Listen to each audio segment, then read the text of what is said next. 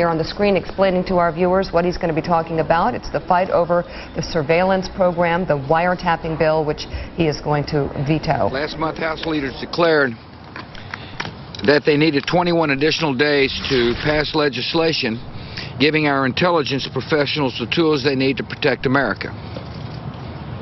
That deadline passed last Saturday without any action from the House. This week, House leaders are finally bringing legislation to the floor. Unfortunately, instead of holding a vote on the good bipartisan bill that passed the United States Senate, they introduced a partisan bill that would undermine America's security. This bill is unwise. The House leaders know that the Senate will not pass it. And even if the Senate did pass it, they know I will veto it. Yesterday, the Attorney General and the Director of National Intelligence sent a letter to the Speaker explaining why the bill is dangerous to our national security. They cited a number of serious flaws in the bill, including the following. First, the House bill could reopen dangerous intelligence gaps by putting in place a cumbersome court approval process that would make it harder to collect intelligence on foreign terrorists.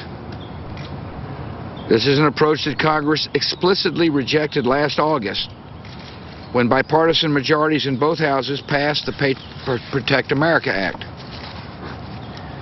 And it is an approach the Senate rejected last month when it passed a new legislation to extend and strengthen the Protect America Act by an overwhelming vote of 68 to 29.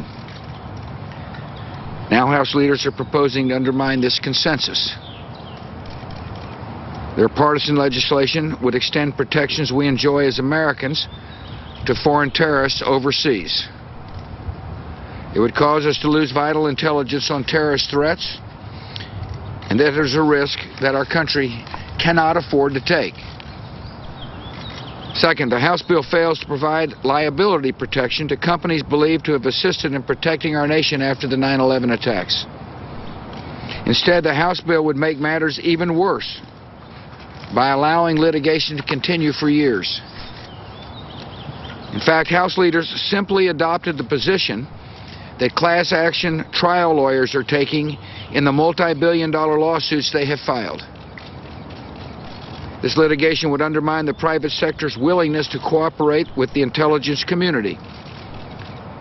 Cooperation that is absolutely essential to protecting our country from harm.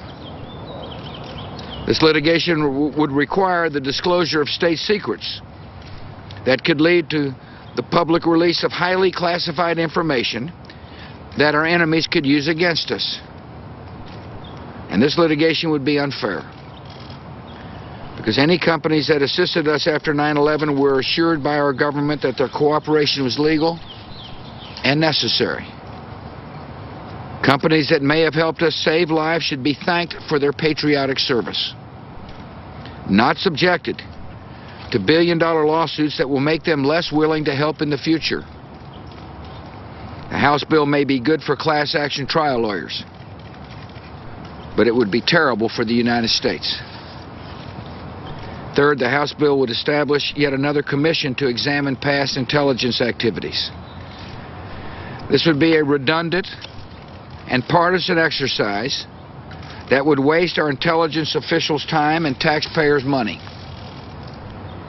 The bipartisan House and Senate Intelligence and Judiciary Committees have already held numerous oversight hearings on the government's intelligence activities.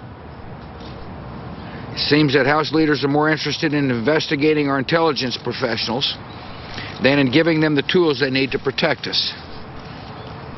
Congress should stop playing politics with the past and focus on helping us prevent terrorist attacks in the future.